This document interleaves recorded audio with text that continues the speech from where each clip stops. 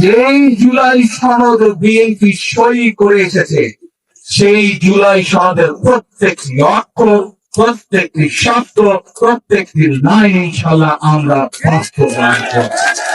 বাংলাদেশের জনগণ বিএনপিকে দায়িত্ব দিয়েছে দেশ পরিচালনা করার জন্য।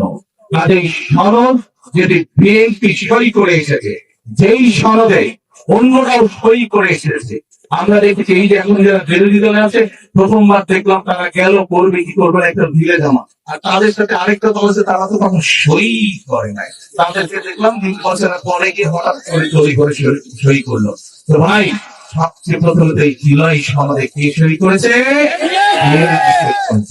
যারা নির্বাচনের পরে গিয়ে সই করলো, কিন্তু জুলাই আন্দোলনে যারা, জুলাই সনদের জন্য যারা গলা ফাটায় ফেলে, তাদের তো আমরা প্রশ্ন করতে পারি, এতই যদি তোমাদের দরদ হয় তোমরা প্রথমেই তো সই করলাম না ভাই।